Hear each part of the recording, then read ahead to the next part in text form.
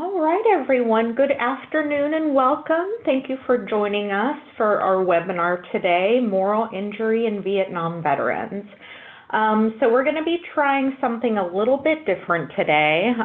We actually have access to a webinar that was presented by two leading experts from the Department of Veterans Affairs work group on moral injury, and today we have with us Dr. Leanne Bruce, who is the National Program Manager of Intimate Partner Violence Assistance Program. She's a chaplain and a social worker.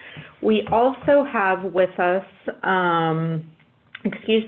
Patricia Watson. So she is actually one of the leading subject matter experts in the Veterans Health Administration on this very topic. So today you will be getting two of the very best experts in the realm of moral injury.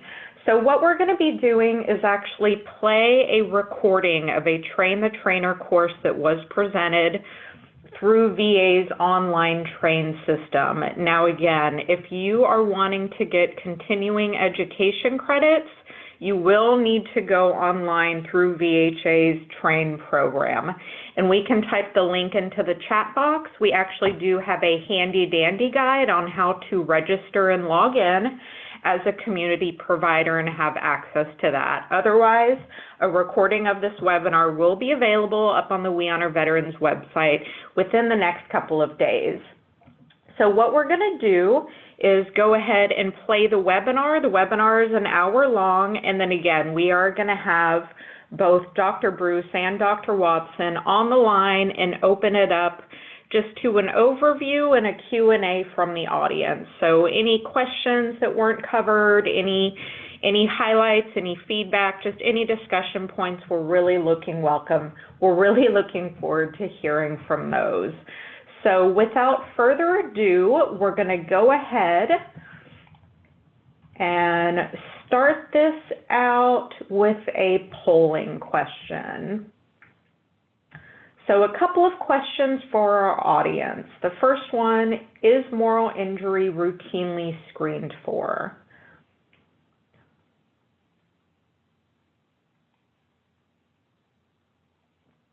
Second one, is a psychologist or other mental health provider readily available to treat these common veteran issues within 24 to 48 hours of diagnosis? And then the third question is, how confident do you feel addressing the veteran experiencing symptoms of moral injury, such as significant shame, guilt, anxiety, or isolation from others? So we'll give folks just a little bit longer to complete this before we end the polling.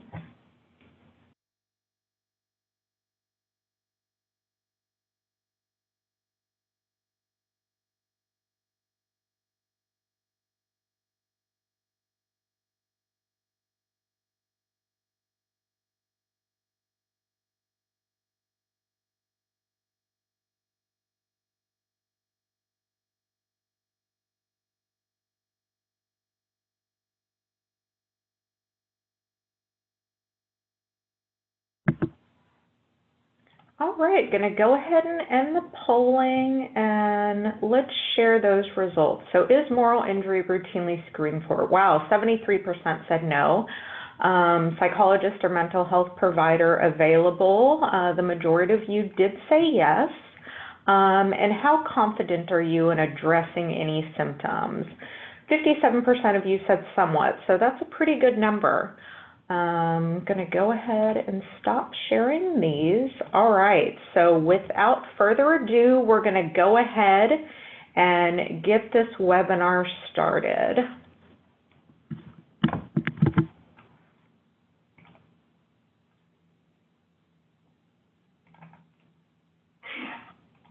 Okay, well, welcome everybody. I'm very happy to be here today and happy that you could join us. We, as Scott said, that we have been working with a few working groups over the last 6 to 7 months to create these materials, and it's been my honor and pleasure to work with the team to create this material for the community to hospice and moral injury slide presentation and webinar. We will be discussing today our course objectives are to help you learn how to train others, but to know that participants will be able, at the end of this, hopefully, to describe moral injury, to identify how it develops, and understand the similarities and differences between post-traumatic stress disorder and moral injury, and then to describe how moral injury affects Vietnam veterans at the end of life, which is a bit different than much of the research that has been conducted over the last decade or so. Many times the moral injury research is dealing with people in middle life or even young life, and there isn't as much written about end-of-life care. And then we have lots of practical tips about how to understand how to care for Vietnam veterans with moral injury at the end of life. So, as I said, we're going to start by talking a bit about the unique quality of Vietnam vet cohort and their risk factors, and then define moral injury and describe how moral injury and PTSD are both similar and different, and then talk about some moral injury approaches that can be used at the end of life, both with stress first aid and more formal treatment. We'll also do our best to talk about a case study and how it can be used to illustrate some of the points that we'll be describing. So as I said, the Vietnam veteran cohort is a unique cohort because many times what we're dealing with this particular cohort is that there's a social burden. They had a particular social burden of reintegration following their deployment to Vietnam. And there was a sense of a code of silence and a feeling that memories had to be suppressed because of the way that our culture dealt with Vietnam War and how it had a negative view of anyone who was involved in participating in the Vietnam War. We also know that there were a number of occupational health exposures that contribute to complications all throughout life, but particularly in the aging process. And those health exposures included things like Agent Orange, immunizations that were in many ways, conflicting with each other and creating conditions in the body that affect the immune system and that type of thing. There was a lot of prophylactics for tropical disease, which have side effects. And we know that this cohort in particular has above average alcohol and substance abuse issues, and that they often participate after they were deployed in stress-loaded occupations like security positions or fire and rescue positions, and engaged in social behaviors that also probably increase their stress, such as isolating from others or as a result of their alcohol and substance abuse, had health behaviors that would decrease their health as time went by. They also many times have a refusal to engage in the VA as a healthcare system because they have a negative association to anything related to the military. And even if they have service-connected disability, often will not engage in healthcare through the VA system.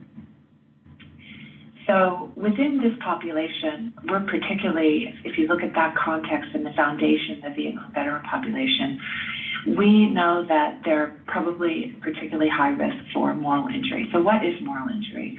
We know that moral injury involves, the formal definition is involves events that are considered morally injurious if they transgress a person's either deeply held moral beliefs or expectations and shatter the moral and ethical expectations that are often rooted in either religious or spiritual beliefs, but could also be related to being raised in a culture that is, very Christian and very involved in doing the right thing, or in a family-based culture of other military veterans and or members of security positions or fire and rescue positions. And in that culture, in those cultures, there's often a sense of right and wrong and being tough and being loyal and stoic. And so there's a stigma about asking for help. Organizationally, we also know that the military supports those types of values and beliefs and includes things about fairness and the value of life and so on that can interfere with a person's ability to integrate what happened to them and make them feel more prone to guilt and shame.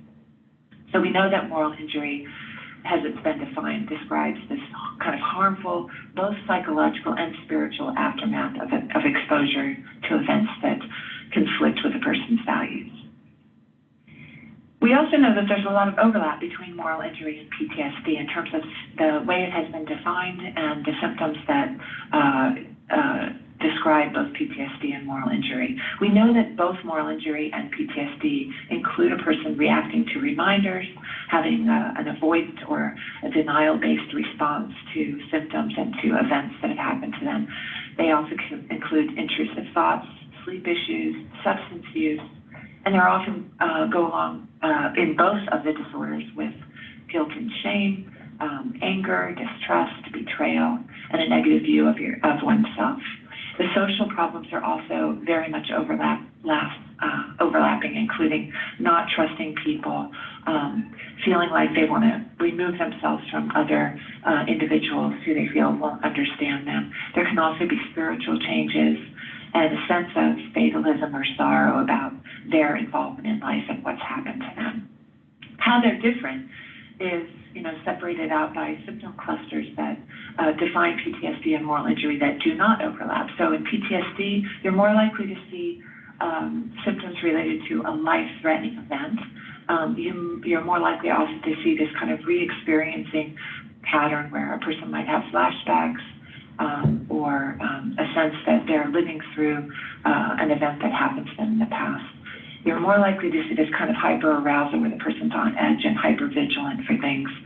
And their avoidance is often related to preventing re-injury in themselves. So they're avoiding anything that could involve any kind of other traumatic event that could occur in their life that could be injurious. We know PTSD also has a bigger research base. It's been studied for much longer. There's more consensus about how to define it. And it has a broader focus across many different symptom clusters than moral injury does. On the side of moral injury, we know that it's less likely to be related to life-threatening events. It has, the way it's been defined is more of a spiritual focus and a focus on how a person identifies with what's happened to them and how what has happened contributes to their sense of identity. The avoidance in moral injury is more likely to be a wish to protect others from things that they have done and who they feel they are. And we know that it's been studied for fewer years, so there's less research. There's less of a consensus about how to define it, and there actually are variations in definition of moral injury. It tends to have a narrower focus on more of this, spiritual identity, shame and guilt than PTSD does. So we also, in looking at the literature on moral injury at the end of life, we're really impressed with some work that's been done with soul injury, which is led by Deborah Grossman. And she has based her work on interviews with many people at the end of their life. So she has defined soul injury somewhat differently than moral injury. Both of them focus on the sense of identity and how things that occur in people's life could affect their identity, their sense of having betrayed others or being betrayed, a negative view of oneself, again, social problems, trust issues, changes in spiritual beliefs and values. A sense of fatalism or sorrow also occurs in both of these. And the symptom alleviation is similar. So both of them recommend approaching people with compassion and understanding and a focus on forgiveness. However, soul injury is more of a focus on a violation of personhood, and the injury might be not related to something they've done that conflicts with their values and beliefs. The focus is more on perhaps things that have been done to them. And so these are things that could occur even in childhood that occur before a person even has a sense of values and beliefs that are deeply ingrained. And as I said, it's based on work with hospice surveys and this broader focus on many different events that can occur that can change a person's sense of identity and the way they interact in the world. Whereas moral injury, again, the focus is more on violation of beliefs. It has more of an overlap with PTSD and has a broader research base and also has a narrower focus on the conflicts that a person feels. So we have identified some of the experiences that could produce moral injury, and they include things like perceived betrayal, either by peers or leadership or civilians, or even a sense of having betrayed oneself or betraying others. It also can include engaging in or witnessing acts that violate a person's personal and moral beliefs. It could be related to within ranks violence that a person feels, why is this happening? Why was there violence within our own ranks? Or acts of disproportionate violence inflicted on others where, yes, we were trained to inflict violence, but this went way beyond what we were trained to do. And we also know that it can involve incidents involving death or harm to civilians. That's quite common in moral injury circumstances where people feel that even though they were trained to injure or inflict violence against other military service members, oftentimes there's collateral damage to civilians in the process of the war efforts. There's also a feeling of wishing you had done something that you didn't do. And this is where there are errors of omission, where a person wishes they could have done more to protect others or more to do things that were what they perceive as the right thing to do. So some examples of moral injury guilt that we've seen in veterans are the feeling that some veterans have for not killing, where they wish they had protected other service members, or they wish they had done more to further the cause of what they were trained to do. Or they may have guilt for getting to a point where they enjoy killing. And we know it's a very complex picture in combat and deployment, and people can get caught up in a number of different circumstances that lead to the enjoyment of killing, and then later, upon reflection, can feel quite guilty and ashamed for that enjoyment. Some people have to forgive comrades or fellow service members for what they feel are unjustifiable acts that person felt powerless to confront for whatever reason. Other times there are non-combat veterans who just feel guilty when they've seen fellow soldiers volunteer for dangerous missions and they didn't feel like they had the courage or the ability to also volunteer for those missions. Nurses and medics may feel guilty about the life and death decisions that they had to make in the service of triage. Oftentimes triage decisions have to favor intervening with people who are more likely to recover from the injuries that they've received, and nurses and medics can feel very guilty for not saving or not helping those that they feel might need actually more help but are less likely to recover. Survivor guilt is also very common, where it can interfere with a veteran's ability to enjoy their life afterwards because they feel, why did I survive and others did not survive? I should have been the one rather than the people around me. And we've seen other veterans have guilt for killing women or children, or committing friendly fire or intentional killing of perceived poor leaders.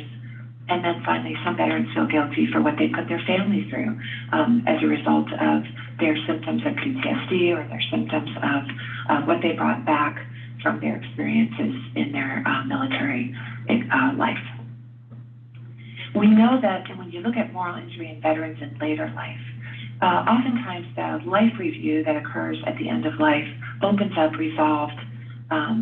unresolved emotional and spiritual wounds, and the feeling is as if the person is unable to forgive themselves or be forgiven by family members, those they care about, or God, their perception of God. They may feel that they're not worthy of any sort of redemption based on the things that they've done in their life. And they also maybe feel that they're unable to trust anyone to open up about the experiences that they've had. And often going along with that is a sense of despair due to a feeling of, I have no more time to redeem myself, or I feel that my life hasn't had the meaning that I wanted it to, or the purpose that I wanted. So we gathered some examples from people who have worked in hospice settings and gave us, specific examples of what they've seen. So we've heard that when trying to provide a thank you for your service ceremony, a Vietnam veteran's wife said, "Don't you dare come in here and do that. He thought you were coming in here to recruit him again." So there may be cognitive issues that occur at the end of life where any kind of response to honoring a veteran might bring up the sense that they're reliving or some aspect of their military life. Another example is a Vietnam veteran with moral injury starting to cast away family members at the end of life because of their sense of shame or guilt, or the sense that they can not share with others what they've been through, and the wish to just remove others from the pain of the wounds that have been reopened in their life review. Another example is a Vietnam veteran doing a life review casts himself as a murderer and believes that death is actually hell.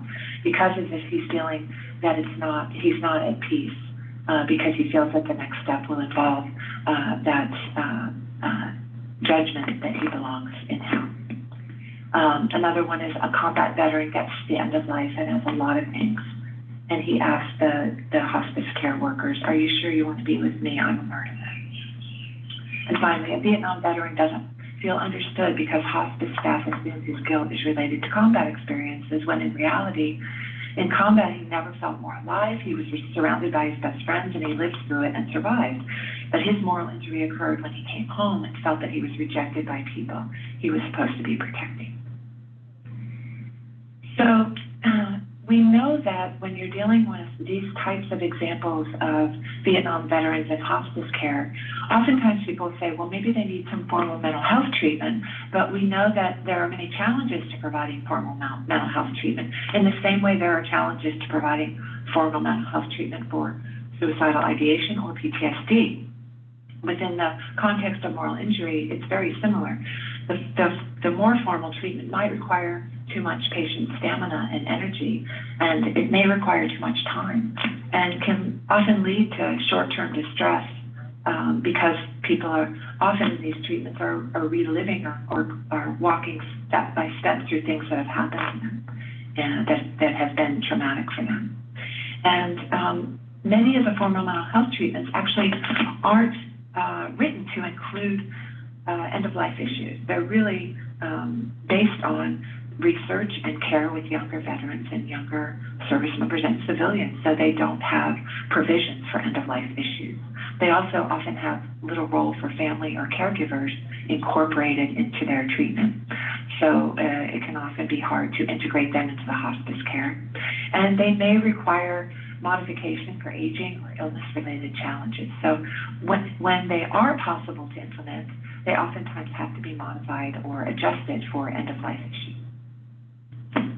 So what has typically been recommended for addressing both PTSD and moral injury at the end of life is to offer stages of response, stages of intervention. And the first stage is just to address and palliate any suffering that might be related to moral injury and try to provide social supports for the person. Stage two, if it's possible, to try to enhance the individual's coping skills so that they can not only be supported by others around them, but they can start to incorporate their own coping skills into managing some of their moral injury reactions. And the third stage then, if it's possible, would be to move on to more formal treatment to treat specific moral injury issues. So we've incorporated a stress first aid model into stages 1 and 2 within the stepped care model. We use this model because it was developed for military service members in Navy and Marine Corps as a self-care and peer support model. And because it's a self-care and peer support model, the idea behind this model was to provide very practical, very simple strategies and steps and actions that can be taken for people who are having different types of stress reactions, including moral injury types of reactions. And the model is generally initiated when there's a stressor of any type, and you see distress or loss of function due to that stressor. And it starts with checking on people, just observing and listening for signs and symptoms that they might be experiencing some distress or having trouble functioning as a result of moral injury in this case.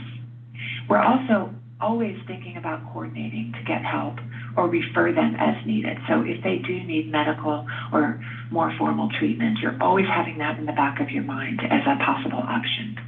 It also includes looking for ways in which they may need to feel more safe in one way or another, ways to calm them down or help them to calm themselves or refocus, ways to connect them or give them social support. ways to help them feel like they can cope with what they're going through and better manage their own reactions, and ways to restore their self-esteem, their confidence in themselves, their confidence in others, and their hope.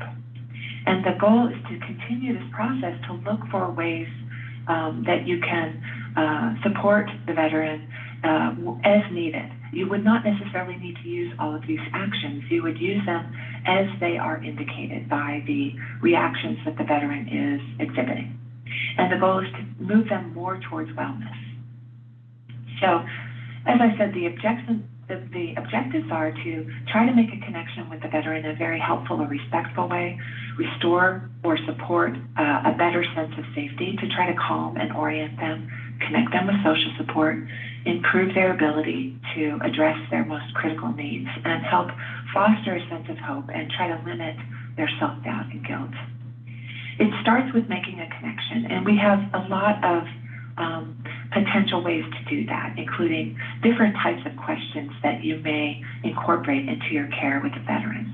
So opening questions can include things like, after you've met with them or talked with them in a more general way, maybe having more deeper conversations with them about what matters to them, what concerns them the most, what keeps coming back to them, what do they feel, and what have they been feeling since certain things have happened to them, or since they've been in hospice, or since they've been doing more life review type things.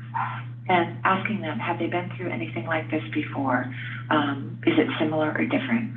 How is it affecting the way you feel about yourself and your relationships or the world? So there are lots of different types of questions. We have a whole list here of military culture questions that you could ask them to get more information about their experiences in the military as well. And we have deepening questions to ask a veteran to have a further understanding of what happens to them related to their military experience. So if they respond to some of your opening questions with or your military culture questions with answers that would indicate a moral injury, you might ask them questions like this, such as, are you having nightmares? Do you think your experiences are affecting you now? What was your homecoming like? Do you think your experiences in the military have affected your relationships? Those types of things. Again, none of these questions are mandatory. They're all here to be used as a potential prompt or a potential way that you could have conversations that might open up some supportive actions that you could take with the person. And also, because moral injury is often related to a person's religious or spiritual values, we also include some questions that could get conversations started about their religious affiliations, whether they consider themselves a religious person or a spiritual person, or if their religion or spirituality has changed over the years and in what way, and how their religion or spiritual values have influenced the way they've coped with events in their life. So I want to just briefly touch upon the stress first aid core actions so you get a sense of how we've arranged some of these actions into these 5 core elements that we know are often related to people recovering from difficult and adverse circumstances in their life.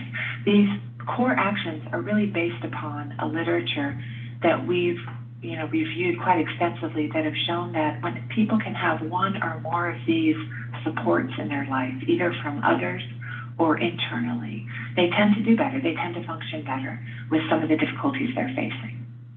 So each of the core actions have been broken into 3 different ways to deal with the person or the situation. The first is how you approach a person. The second is how you give or ask for information. And the third is some way that you can direct a person's actions. And the mnemonic for this is AID, as you can see.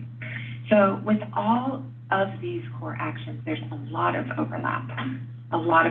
However, we have some specifics for each one, but we know that the one thing that overlaps with all the core actions is how you approach a person. So, and I know that as you work with hospice workers, this is kind of preaching to the choir. This is something that they've already been trained in, so it should come naturally to them anyway. But particularly with moral injury, treating a person with kindness, compassion, respect, and especially a sense of neutrality or non-judgment is very, very important. It can help them feel more safe in their conversations with you and any kind of interactions they might be having with you. You would also be asking about concerns, giving information, and conveying that you're here and you want to do things that can help them feel more safe. And you're also going to be directing them in a way that protects them from unnecessary reminders, sets boundaries to protect them and others if their behaviors are incongruent with the others around them.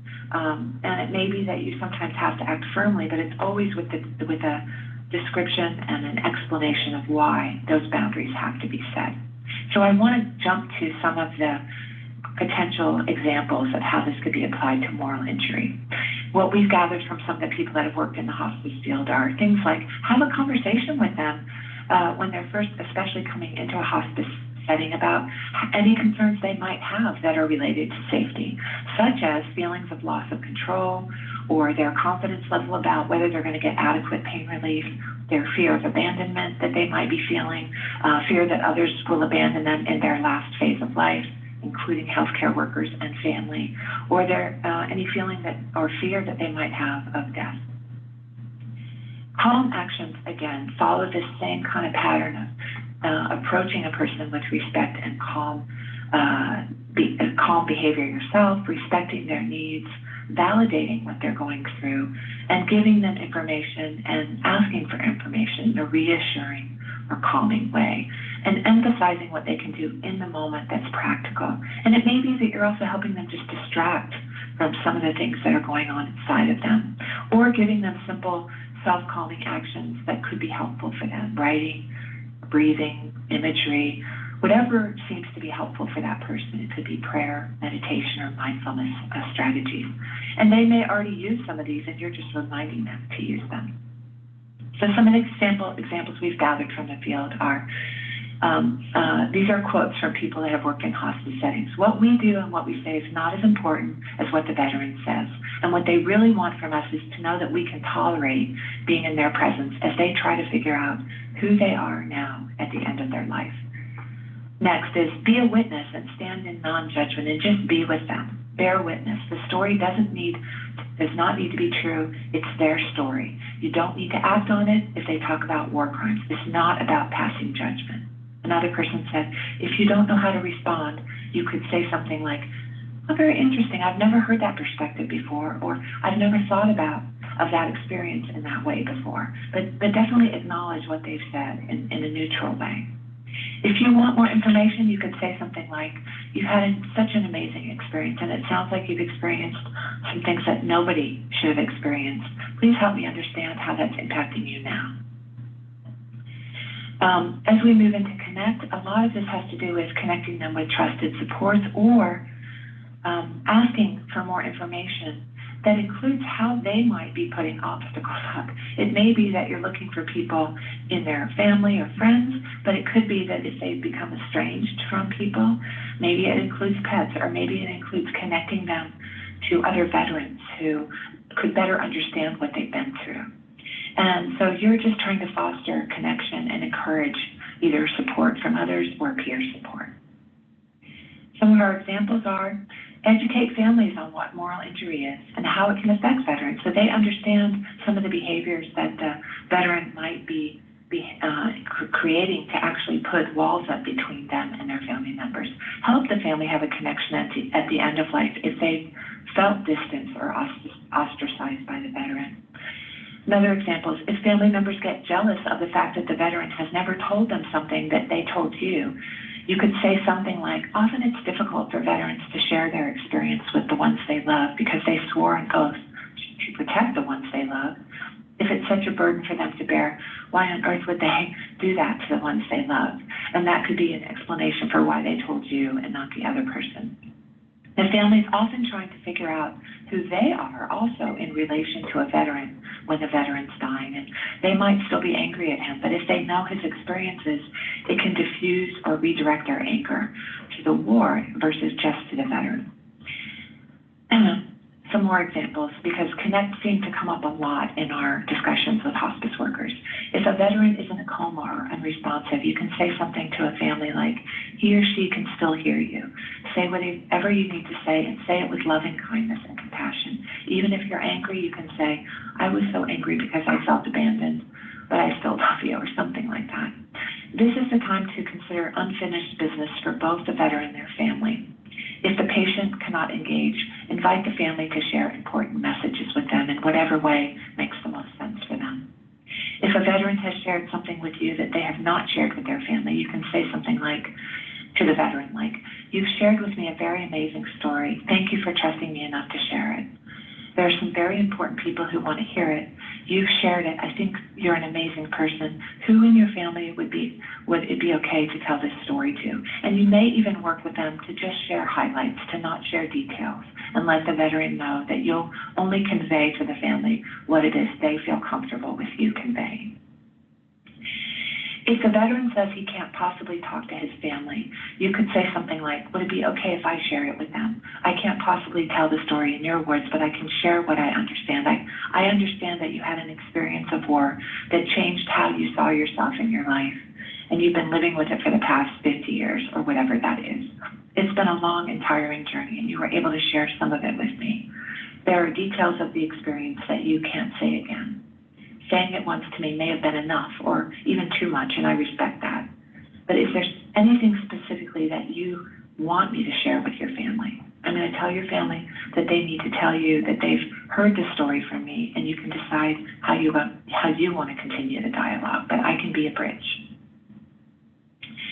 So moving into the last two core actions, with competence, the focus is really on the second stage of enhancing the person's own coping skills. So this is where you might use, talking a person through very simple relaxation or breathing or sleep training even, or some thought-stopping skills, or mindfulness-based or acceptance skills, or even communication or social skills to help them communicate with their family or other healthcare workers.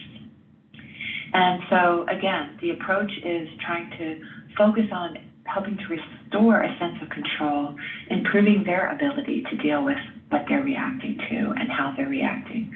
So you might be asking questions to determine what it is they need, and then provide information on specific skills. Give them a menu of options of things they could choose that could help facilitate some practice. And you might work with them and practice with them and get them even connected to other resources that could be helpful for them, including more formal treatment or spiritual care or other veterans, such as veteran volunteers, and encourage the use of resources. There are even coping skills, mobile apps that have been helpful for people to help with breathing. There's a tactical breather. There are mindfulness apps like the Mindfulness Coach at the National Center for PTSD. There's an app called Calm, My Headspace. There's an app called Take a Break that gives kind of meditations and music that can help calm people down. Doze is specifically formulated for sleep. And the PTSD Coach has a myriad of different types of ways to help people manage their symptoms. So some of the examples we gathered from the field are, for veterans who feel I'm dying and I've never done this before, being prepared to have a conversation about it and how they want to choose to die and what their models of death and dying are, and then help them with that process.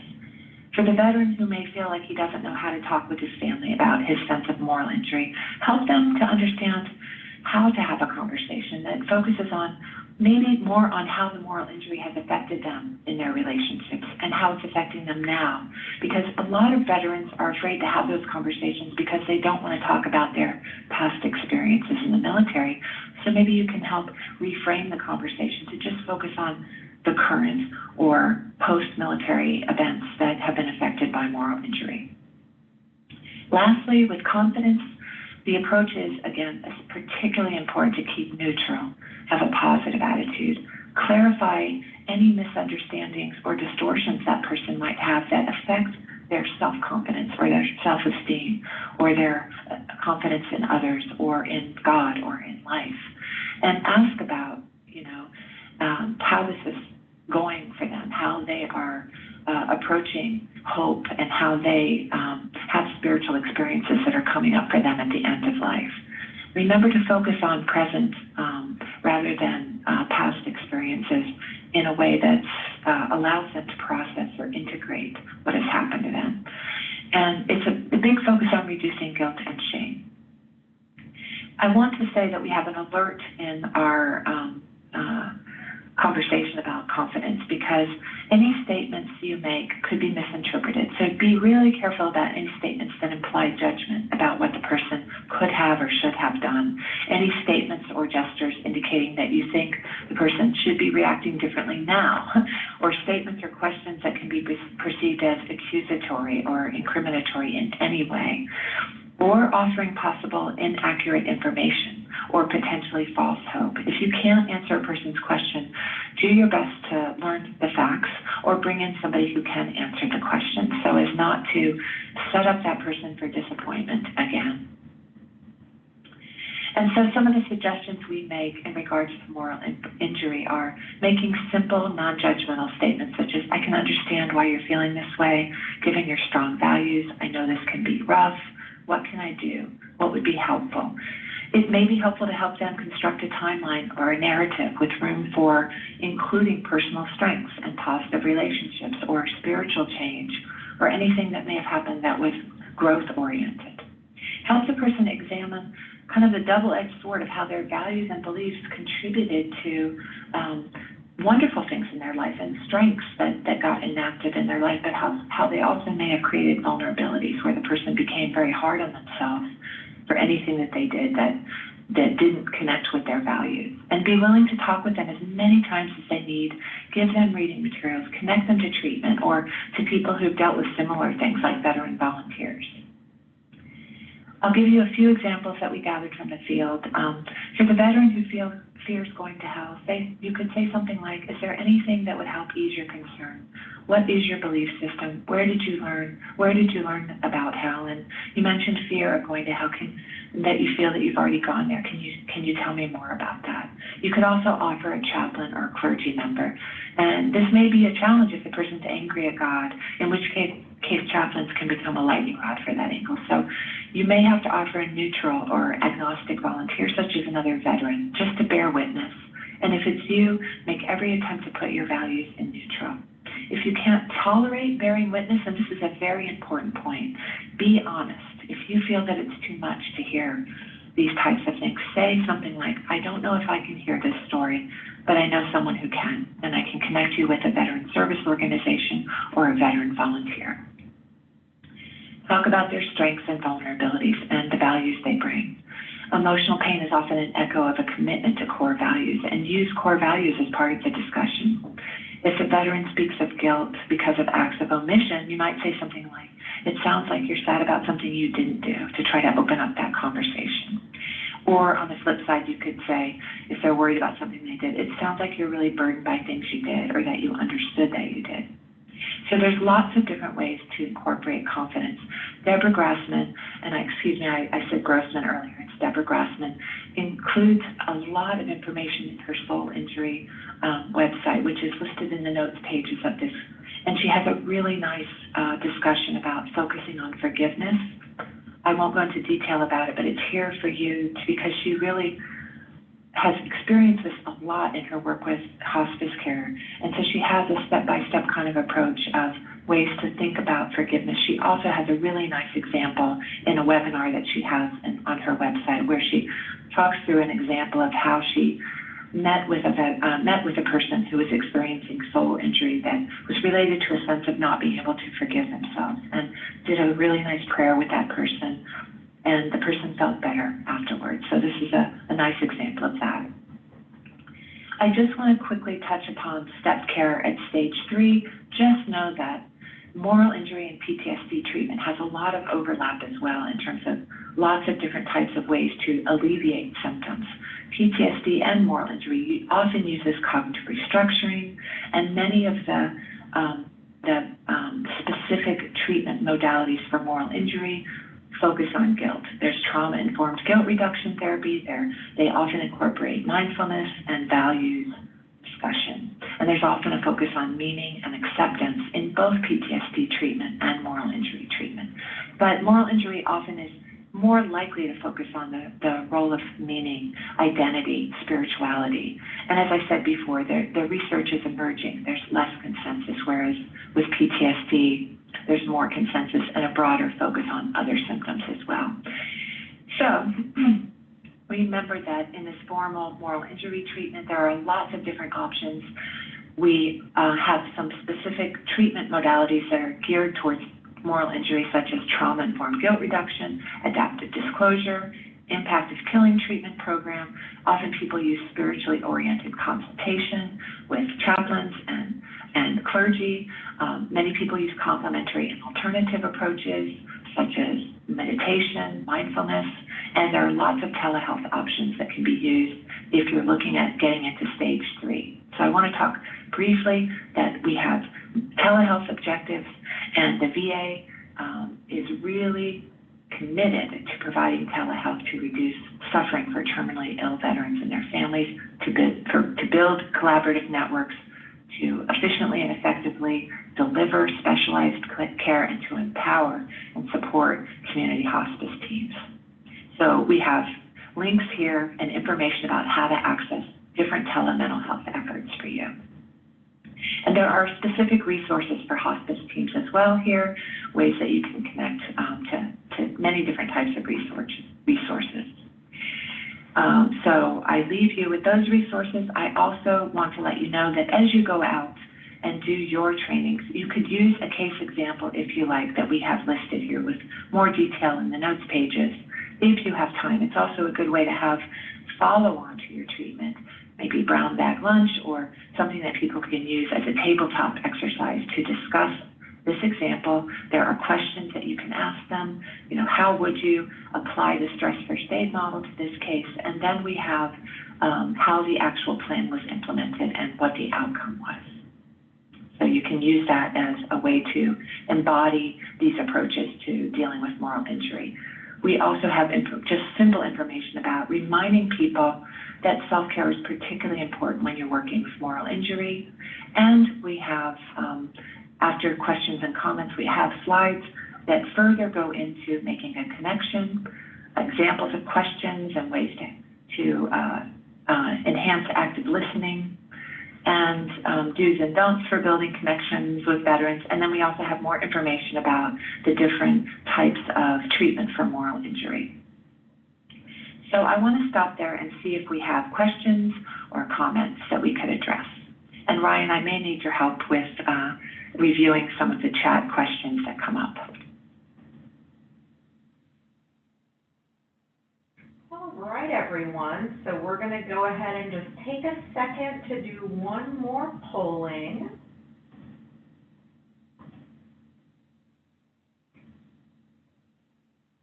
So I also want to take a minute. I know there have been quite a few questions coming in regarding the slides and recording available. So again, this recording is already up right now on the VHA Train website, and we have sent the link in the chat box, and that is available on the We Honor Veterans website as well.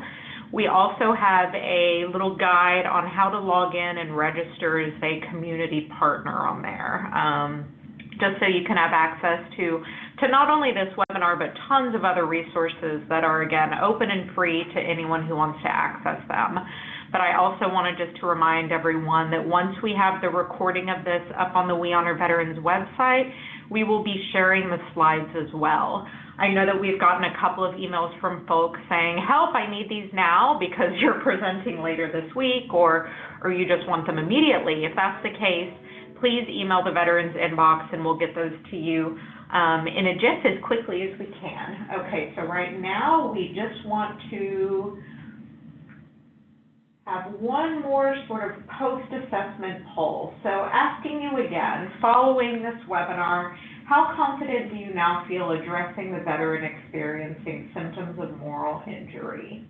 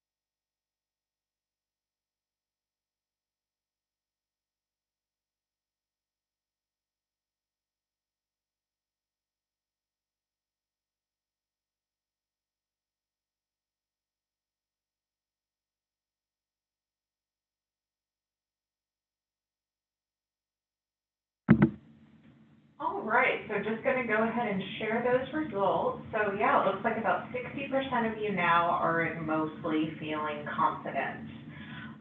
So we're going to listen just to the last couple of minutes of the webinar. There are a couple of questions that are answered in the previous recording, and then we're going to go ahead and go live with our questions and chat feedback as well.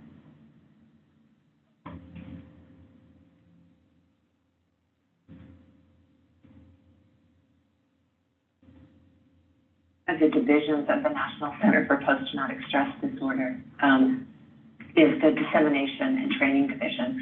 And so we've looked at training and how it's implemented and what is the most effective way for people to feel most confident in their abilities. And generally having a 1-hour webinar is not going to always, help a person feel confident in their skills. So I really encourage you as you go out and give trainings, usually giving the trainings will also increase your confidence in your ability to implement these objectives and implement these actions. But I also encourage you to tell people to really try this out, to review the material and practice it a little at a time here and there. And that's what we know increases people's confidence in their skills and their abilities. And if it's possible to check in with people regularly or facilitate supervision of people to start enacting these behaviors, because we know that's the best way for people to really improve their skills and feel more confident. Good point. Good point. Patricia, we have a question about culture. Do you have anything in place regarding how culture affects things when a veteran seeks treatment? Yes, I think that we've looked at the idea of the military culture quite extensively and how that impacts veterans. If you look at the Center for Deployment, I think that's one of your resources, but the Center for Deployment Psychology has a link to a 4-module, 6-hour military culture course that goes into great detail about the impact of military culture on veterans, thoughts about themselves, PTSD, the way that they engage in healthcare and treatment. So I would say that's a great resource if you're concerned about military culture. There's also a community provider toolkit that has been developed by the VA that could be very helpful for looking at military culture. But in general, if you're talking about any different type of culture, ethnocultural, socioeconomic culture, the short version of what I've seen in many different types of research about this is make no assumptions and really examine your own potential assumptions and what you bring to the table, including any kind of cultural differences, including as a healthcare provider, we have certain cultural ideas about what's helpful, including talking about things. And veterans may not have that ideal about talking about things. So we have to really look at all of our assumptions in regards to any different culture that we engage and ask questions, be person-centered as much as possible. That tends to hold across many different cultures. As you work with people, and don't make assumptions, ask about their viewpoint as much as you can, and try to map any actions that you take onto how they uniquely view their circumstances and how they uniquely have created social network in their life and that type of thing. So that's the very short version of that answer, but I think that there are lots of materials out there to help you. And I think that's a wonderful question. Thank you.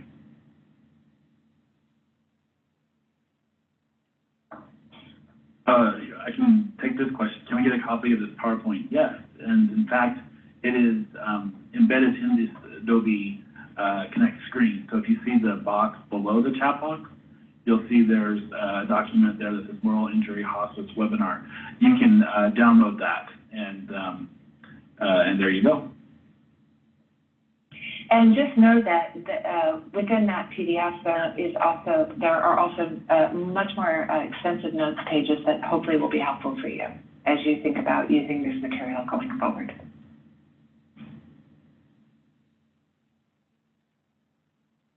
Do we have any other questions?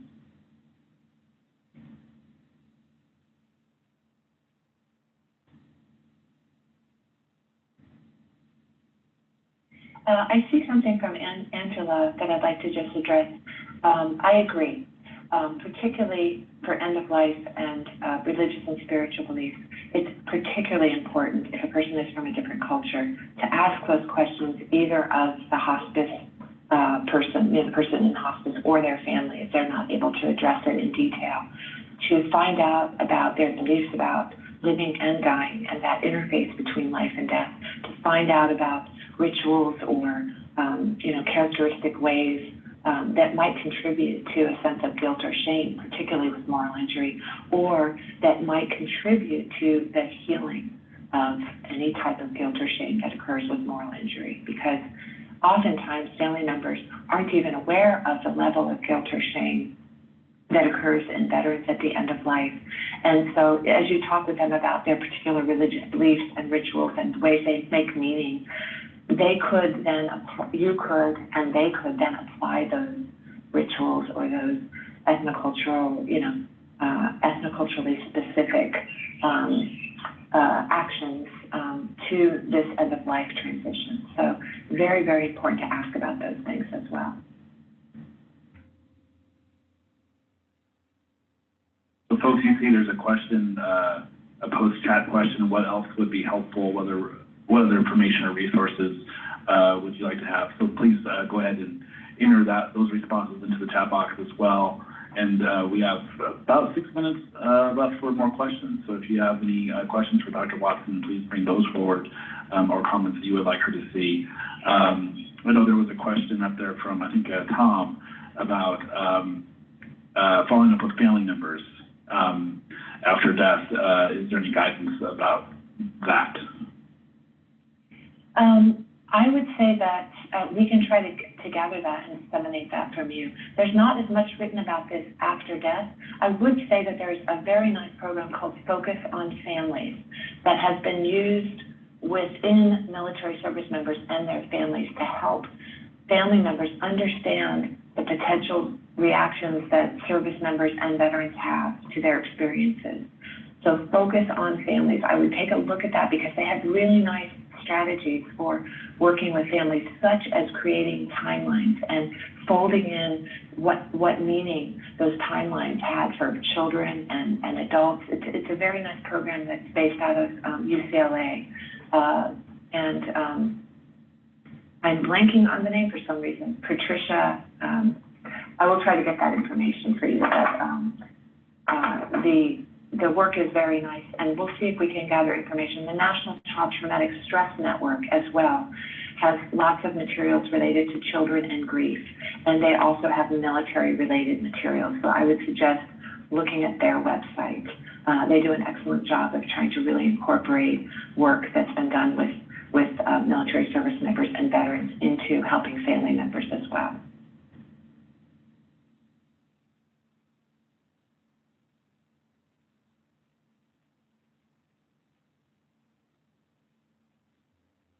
Patricia, I don't know, I'm guessing this has probably not been studied yet about sort of that transgenerational effect of moral injury. I imagine more is much known about PTSD and how that affects children of veterans and future generations within a family. I don't know if there's anything further you'd like to say about that. What I would say is that you're absolutely right. There hasn't been as much work done on understanding this, but my guess would be that it has a similar type of intergenerational effect on children and families as PTSD. So it will be really interesting to see that this type of, because in many ways the reactions of veterans to moral injury are very similar to their reactions to PTSD. And I would think it would be almost very unlikely that it wouldn't have an effect on children as they grow up with that. So I'm really hoping that we can learn more about that moving forward. And Robert asks, what can we do to help veterans and their family members who have different views about war, which may cause the vet to feel rejected or ostracized?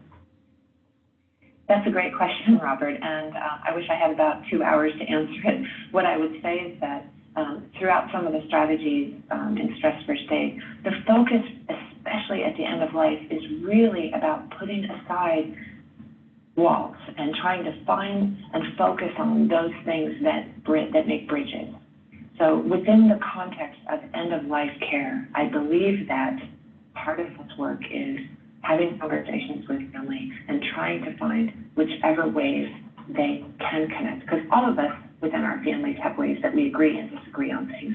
This one just happens to be particularly intense and particularly polarizing.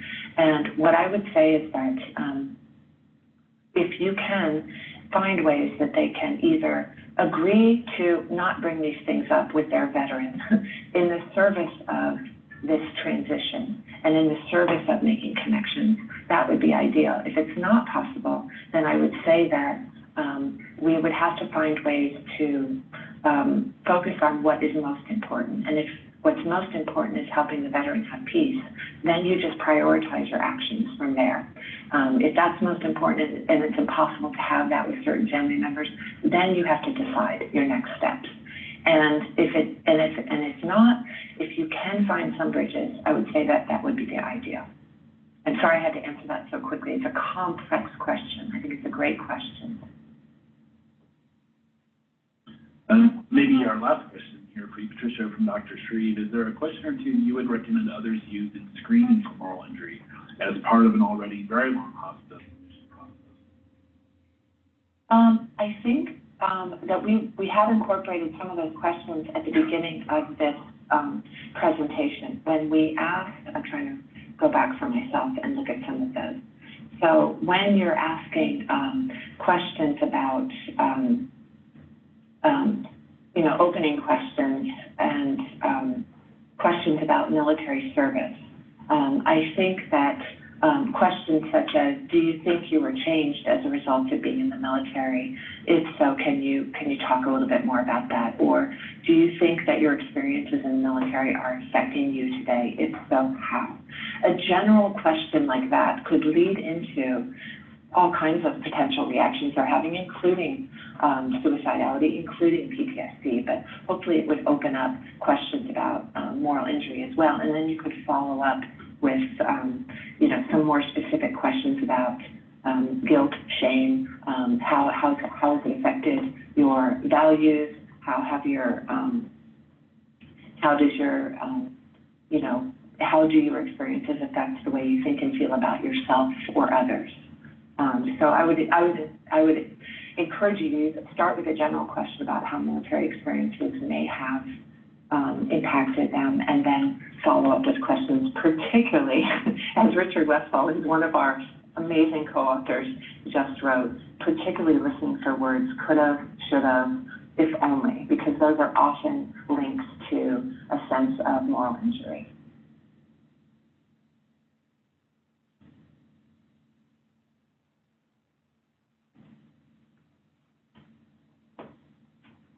Okay, well, that concludes the webinar listening portion of our time here today. And again, I just want to remind everyone that this recording is available on the VHA Train website and will be up on our website in the next few days, along with the slides. So just want to make sure everyone's aware of that. Again, I want to thank everyone for joining us today. Again, the We Honor Veterans team is here. I'm Catherine Kemp, Director of Veteran Services here at NHPCO, and I also have next to me Marge. Hi, everyone. Who many of you know and love, as she is the primary contact for partners in all of your happenings. And again, we are extremely thankful and glad to have Drs. Bruce and Watson joining us today. I want to remind folks that we are currently in the process of making more resources available to you all following these 3 subject matter expert work groups. So the first one we played today was on moral injury. Coming up next, we will be providing a webinar on PTSD as well as suicide prevention, and all of these, again, focused on Vietnam veterans at the end of life. I know that a couple of you have been starting to enter some questions in the chat box, but I also wanted to just give a moment for Drs. Bruce and Watson to maybe introduce themselves and speak a little bit more about their work. Drs. Bruce and Watson?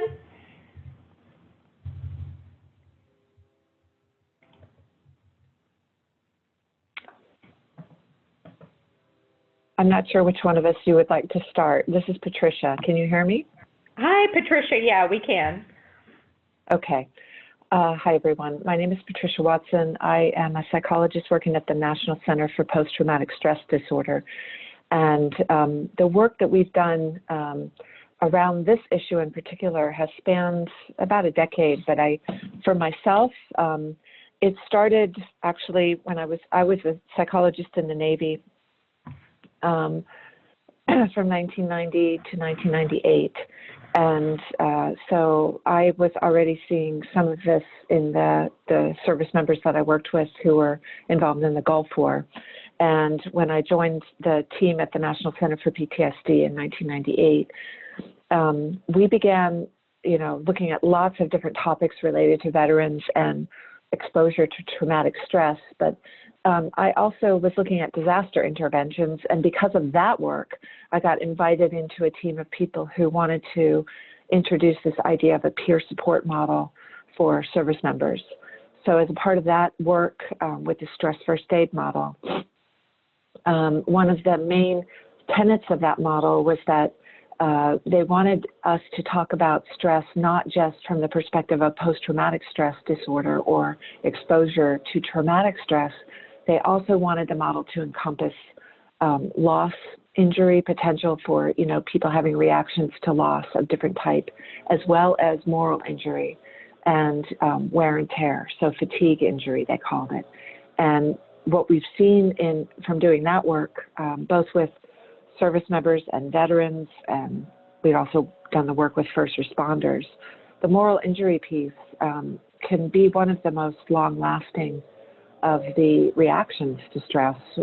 And people that I've known who work with veterans across the course of their lifetime have said that it's particularly complex because oftentimes veterans will feel that they don't deserve to receive treatment or to feel better because of a moral injury more than as a reaction to post-traumatic stress disorder. So it's been a topic of interest of mine for many years because of that. And so I'll stop there and let Leanne Bruce introduce herself as well. Hi, everyone. Can you hear me okay? Yep, we can. Yep. Okay, just checking.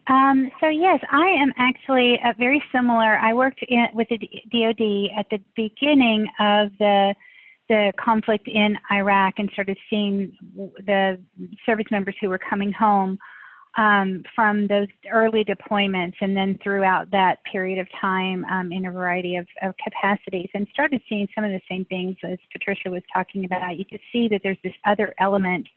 While I felt like I was very well versed in PTSD and trauma care, there was something else. There was another element that was just, they were clearly wounded at the core of their soul. And it was something that they didn't expect, and it was something I didn't feel adequately trained to even deal with then, but I knew it was hurting them maybe even more so than the PTSD. So I got very interested about the time I was working on my dissertation, so that really informed my research and dissertation and my interest. That was the beginning, and that was back when moral injury wasn't really the buzzword that it is now. It didn't really have a name, this thing.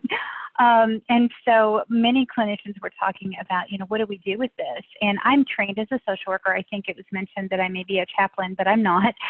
Just to clarify, I work in the VA under social work, care management, social work, and the chaplain services. We all work together. So work very closely with the chaplains, who I respect tremendously. They are very strong in this work because I think they were some of the first ones to feel a little bit more comfortable delving into this whole idea of the whole person and what do we do with that spiritual side or that soul. We know that trauma affects a person's mind and body, but this takes us to a different realm. And a lot of us, I know that there were some comments about not being sure we're really comfortable, and I felt the same way early on. With how far do I go with this, or how do I even talk about it? But this is what I'm seeing, and so my veterans taught me. That's who taught me how to talk about it. As we started just asking the questions, and I just want to say that I was heavily influenced early on by Viktor Frankl's work in logotherapy and talking about how trauma affects the mind, body, and the spirit, bringing that realm into it. And just wanted to say that one of the things that I think that moral injury does for us as civilians, I'm a civilian, and for community providers and people who feel already a little bit disconnected from veterans, like we don't really share their experience. I haven't been to combat. One of the things that I think this conversation does is levels the playing field, because we are all human. We all experience at some point in our lives guilt and shame and loss and regret and remorse and those things. This is where we can connect at a very human and real level with veterans, even though how they got there might be very different in experience to anything that we've ever experienced. And when I realized that, I just wanted to throw that out there for anyone who still feels a little uncomfortable delving into this, is that this is just really raw, real, human to human, emotional kinds of conversations that we have to help a person who has held this in for so long alleviate, you know, some of those things that they felt like they never could really share with anybody, because they feel like it's their experience that we could never connect with. But we really can, because we have experienced things like that in our own lives to some extent. So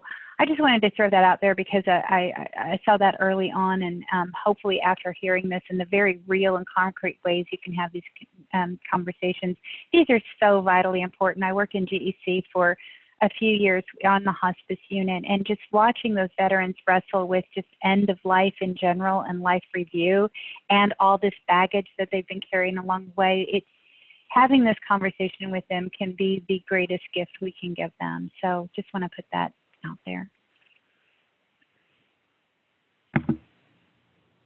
Well, thank you both for those overviews and introductions. I do want to pose a couple of questions that sort of streamed in throughout the webinar. I think one thing that is sort of a consistency with our community partners is, as you just mentioned, a lot of folks aren't necessarily comfortable speaking with veterans or broaching these topics that perhaps may open up other wounds. So one question we had was, do you have any suggestions on how to better connect with mental health providers in the community that could help hospice patients with moral injury? It's sometimes a challenge finding qualified professionals that can help in a timely manner, since often, as you know, there's such a short amount of time to work with the veteran and their family.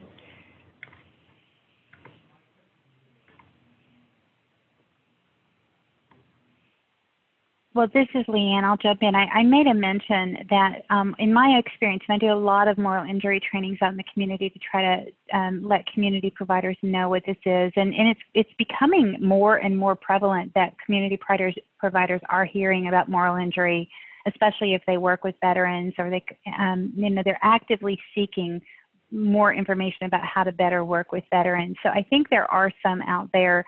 But this is still a very, very new and kind of untested concept in a lot of ways. And so it really is kind of being carried by word of mouth and provider to provider.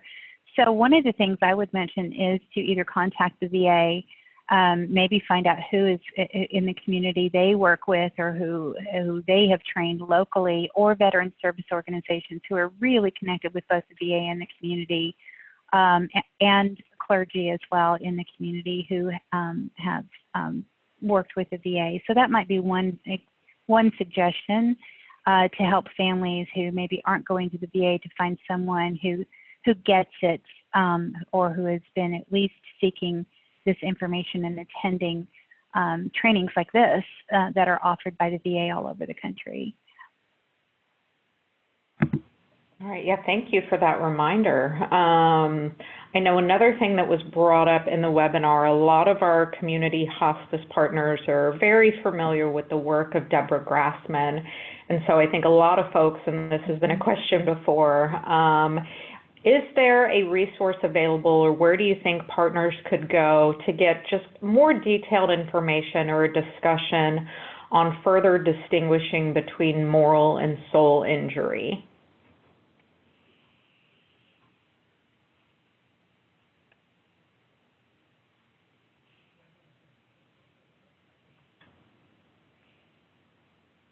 Sorry, I was having a little trouble unmuting.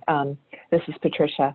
So the question is there a place where people can go for more education about the distinguishing between moral injury and soul injury? Yeah, just a little bit more information to further differentiate. Okay.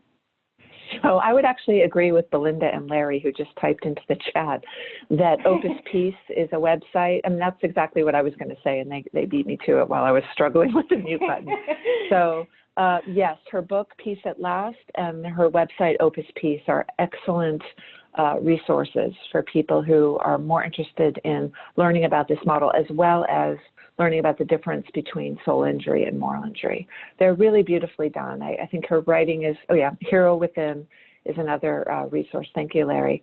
And she has a wonderful writing style. And as I said in the webinar, her webinar that is on Opus Peace is what, for me, I started watching it with not a lot of time, and I had to finish watching it because it was so well done with lots of examples, and she's got a wealth of experience on the ground working with people who've had soul injury in hospice settings, so I'd highly recommend it. Okay, thank you for that. And as I think Dwayne Brown, just typed into the chat about being a chaplain and working with forgiving people forgiving themselves. I think Deborah also does a very nice job in her work talking about forgiveness. And as I mentioned in the webinar, there's a slide that I didn't have time to go into on the webinar because we were running out of time, that was taken from her webinar and an example that she gave about a prayer that she did with a person with soul injury. And the prayer was all about forgiveness. So I think it, again, is a very nice resource, because I agree with Dwayne. That is very much a point for veterans, as well as anybody who has trouble forgiving themselves. They continue to punish themselves. There's a lot of self-neglect and self-abandonment, as well as self-sabotage in people who have trouble forgiving themselves. So it might be a nice resource for people dealing with that as well. Thank you for that. I know that in one slide also self-care was mentioned. So one question that we got that is also pretty common amongst our community hospice providers says, as providers, how do we expect to sit with veterans and be a safe space for them to do their healing work if we have not done our own healing work ourselves?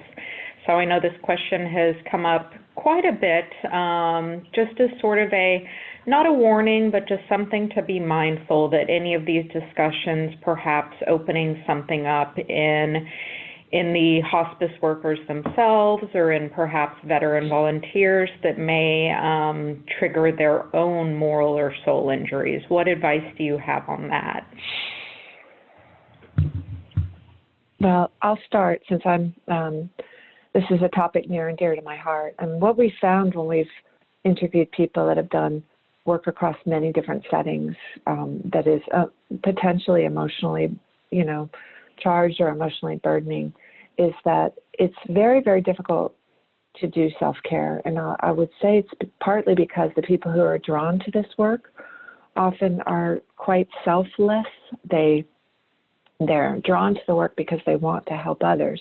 And it often fits a personality style, which is caretaking and wanting to focus on reducing suffering in others. So my experience has been that that's a great strength. And one of the most wonderful things about doing this work is that you're often surrounded by other people who share that value. So it allows you to really live in a place of being of service on the planet.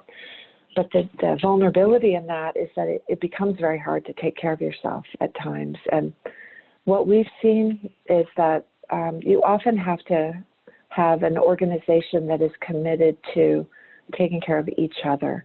So making sure that you have opportunities to have discussions and leadership that is committed to creating healing experiences for the staff, because it can be very difficult for them to do that for themselves.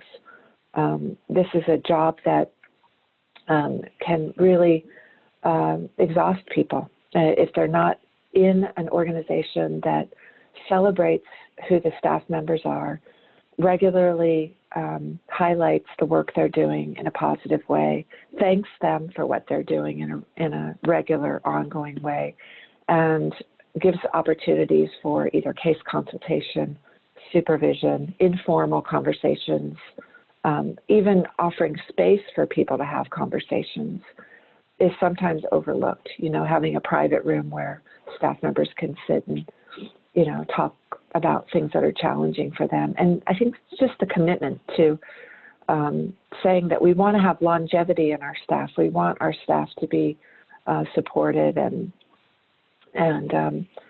feeling that the work they do is celebrated. So that would be, again, this should be a webinar of its own. So I can't do it justice, but I can say that it just needs to be highlighted in a regular and ongoing way. I don't know if you have anything to add to that, Leanne.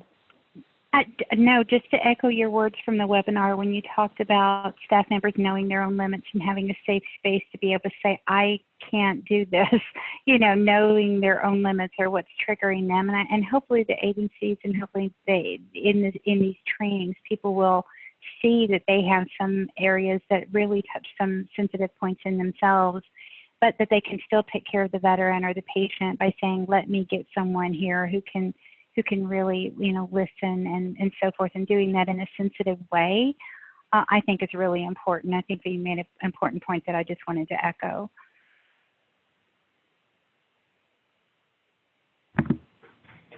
All right, well, thank you both. I know we're wrapping up, and we do have a couple minutes left, though. Is there anything else that perhaps, I know that was an extremely thorough webinar, and we've had a ton of positive feedback ongoing in the webinar chat throughout, but is there anything else that you maybe wanted just to highlight again, or a key takeaway or two that you really, really want the attendees on this webinar to go home with? This is Leanne. I'm just going to say something really quick and want Patricia to have the last word. But in the chat box also we talked about that this isn't just really geared to Vietnam veterans. I've started my work with new raw veterans coming home with this, and just being able to work on this project and extrapolate what we are learning from the newer veterans and applying that to veterans of other eras who have aged through this was just enlightening to me. But I just wanted to mention this doesn't, of course, have to be Vietnam veterans or even veterans who saw combat who can have moral injury related to their service or things that have happened. So just wanted to mention that and then turn it over to Patricia for her comments.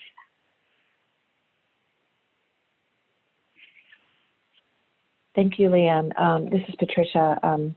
What I would say is that there were a few mentions that there's a lot of material in this webinar, and there was. And trust me, there were many more slides originally because we have a lot of passion for this work. We actually had to, believe it or not, cut down on the slides because there were too many. But what I would say is that there was a mention that it would be nice to have a longer training in the chat area, and I would say that Jana Nordman raised this. I think it probably would be a great idea to have a more in-depth training. This is, in many ways, a first effort of us trying to address this topic, and I think it's a nice idea to have a more in-depth training. Teresa also mentioned that, Teresa Rector mentioned that it would be nice to have vignettes or scenarios, filmed going through this conversation. And I think that's an excellent idea as well.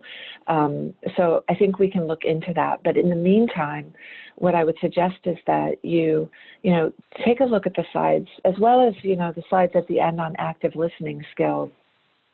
I would, try this out within your organizations and encourage people to pick scenarios. We have a scenario that was in the slides as well that you could use. Take a scenario, have a brown bag lunch about this, have a conversation about, how do we apply this model? How do we use some of this information, and start having people practice it within their organizations. Many of the people who I spoke with in order to gather some of the examples that we put in the slides have, in many ways, just had to come up with these examples on their own. And it comes through practicing and not being afraid to ask questions and not being afraid to know that the principles that are embedded within the stress first aid model are sound. So if you can help a person feel more safe in whatever way that looks, if you can help them calm and get them connected to social support, if you can help them feel more competent and able to face what's in front of them, and if you can help them have a sense of hope and forgiveness, it's going to look different each and every time you do this with somebody, depending on the person and your relationship and the situation. And so I think that if you just hold those principles to be sound and trust that, you know, you can have these conversations with a respectful and loving heart with people and not be afraid that to try some of these things out. So that would be what I would say. It is challenging, and as Dwayne said, it is rewarding. So I'm very impressed with any one of you who's doing this work, and that you have the willingness to do it. And so meet with each other and have conversations about this and try things out, and supervise people if you're in a supervisory position. Start opening up this dialogue, and in the meantime, we'll keep working on our side to see if we can create more in-depth material for you. So I thank you all for your time and attention, and again, I wish you the best in the work that you're doing. Catherine, I'll turn it back over to you. All right. Well, thank you both so much, and I will throw out a warning that you have possibly opened up a floodgate, as partners will now be consistently requesting more trainings and more information, particularly on moral injury. I know that webinar has been very well received, not just today, but folks previous to this had already viewed it on Train, and we're very much looking forward to hearing from both of you. So I can't thank you both enough for your time and your efforts in this work that you're doing to support the community hospice partners. I just wanted to state again to everyone in the chat box something that Larry had shared, that was gratitude for the work we do and that the VA is leading the way. We should be proud. So I just wanted to echo that again to all of you. Thank you for participating today, and thank you again so much to both of you, Dr. Leanne Bruce and Dr. Patricia Watson. I'm hopeful we will be hearing from you both again, and we will continue to share feedback. So thank you both, and thank you again to everyone who joined us today. Thank you too, Catherine. Bye-bye.